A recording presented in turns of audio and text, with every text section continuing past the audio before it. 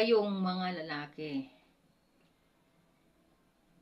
ang karakter ng mga lalaki, ang iniisip ng mga babae, para naman ito sa mga lalaki ha, ako naman ngayon ang chismosa.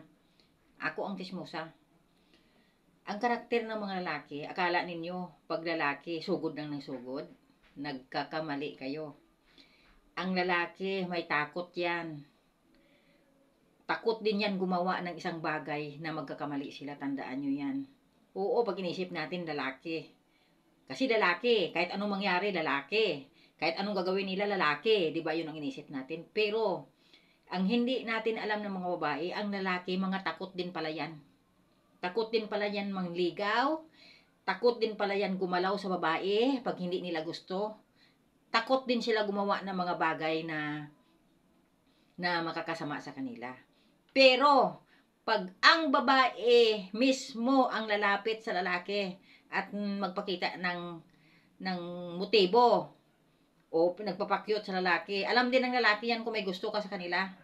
Pag may gusto tayo sa lalaki, tandaan mo yan, proud na proud yan ang lalaki. Kung sa bagay, marami kayong mapanood sa YouTube na tungkol sa karakter ng lalaki. Pero iba rin yung sa kanila, iba rin yung akin. Pag ang lalaki, maramdaman ng lalaki na may gusto kang babae sa kanya, isipin ng lalaki, iyon ang pagkakataon niya. Iyon ang pagkakataon niya na pagsamantalahin niya ang kahinaan mo. Ganun yun. Tandaan ninyo, ang lalaki, pag mahal ka ng lalaki, hindi kanya galawin kahit sa kamay, kahit sa buhok, sa dulo ng buhok mo. Pag mahal ka ng isang lalaki, hindi ka gagalawin yan. Hindi ka i-touch niyan. Tandaan nyo yan.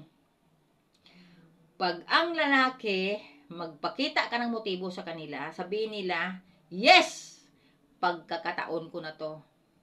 Ang lalaki gusto makatikim ng iba't ibang babae yan. Kahit hindi nila gusto.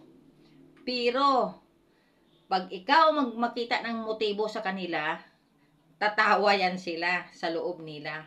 Yes, maka-score na ako dito. Pag maka-score na yan, wala na. E di, mawawala na yan na parang bula. Ang kawawa ay ang babae. Ang karakter ng lalaki ganito. Based on experience na naman.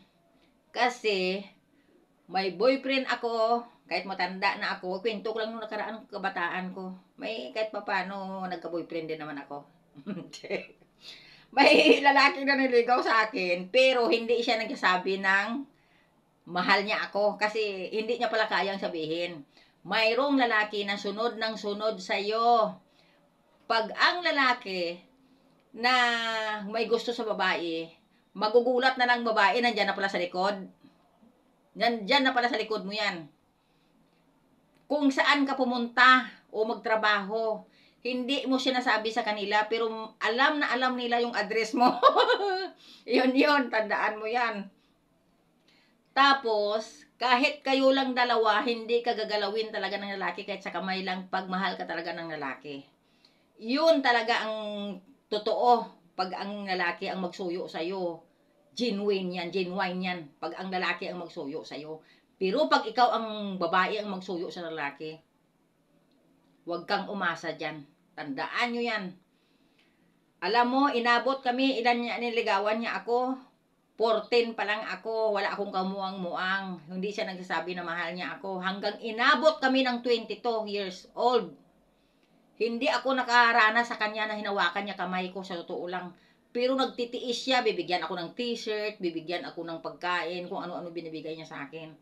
Hindi ko alam kung ano ang ibig niyang sabihin kasi wala din akong experience sa panahon na iyon. Alam mo, nang nag-22 na kami, sa sobra niyang habol sa akin na wala din napapapala, alam mo, ano na lang ang pinakahuli niya, sinabihan niya ako na sa lugar na ito, nagsulat sa akin ng maliit na papel, pinadala niya sa akin, sa lugar na ito bukas ng umaga magkita tayo.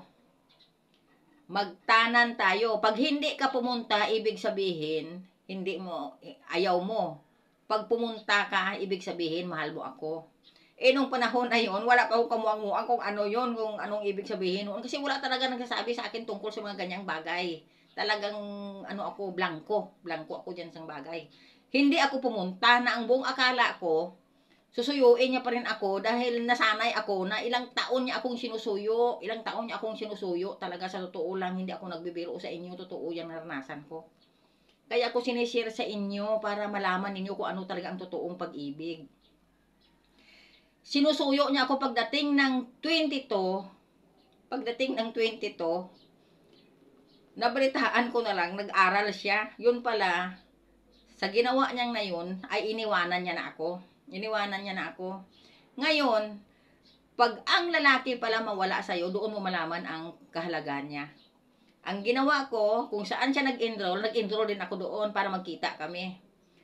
Pero pag ang lalaki pala umayaw sa'yo, pag ang lalaki na wala na ng pag-ibig sa'yo, kahit anong gagawin mo, kahit luluhod ka pa sa harapan niya, pag umayaw na siya, hindi kanya nababalikan.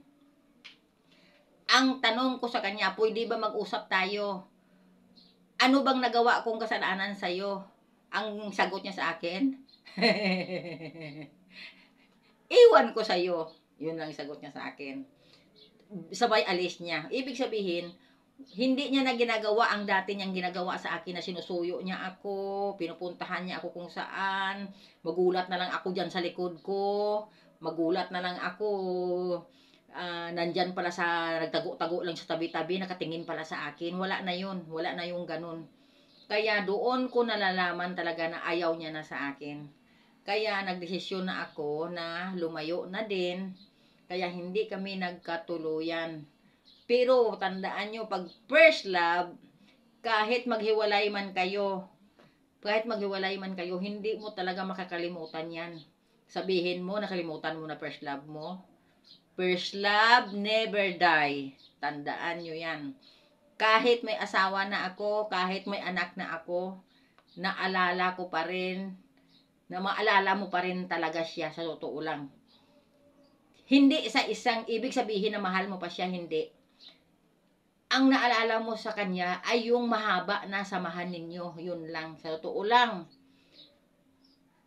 Ilang taon kami? 14, 15, 16, 17, 18, 19, 20, 21, 22 niya ako, kami naghiwalay. Kahit kamay ko, sa totoo lang, yan, dilat ang mata kong titingin sa inyo. Hindi niya ako nahawakan sa kamay, sa totoo lang, hindi niya ako nahawakan sa kamay. Kahit kamay, hindi niya ako hinawakan.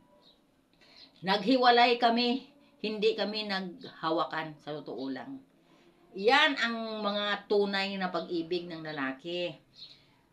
Kaya kayong mga bata, mga kabataan ngayon, mga babae ngayon na mga marupok, katulad ko, huwag kayong agad-agad maniwala pag sinabing may gusto sa'yo, mahal kayo, wag sa wag.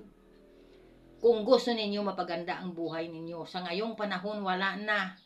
Itayo naman natin ang bandila nating mga babae. Itayo natin. Kasi kung alam ko lang noong unang panahon, talagang pipili ako ng magiging partner ko sa buhay. Hindi lang basta-basta. Kaya yan, nagkaintindihan tayo. Ayos? Ayos ba? Oh, bye-bye. I love you.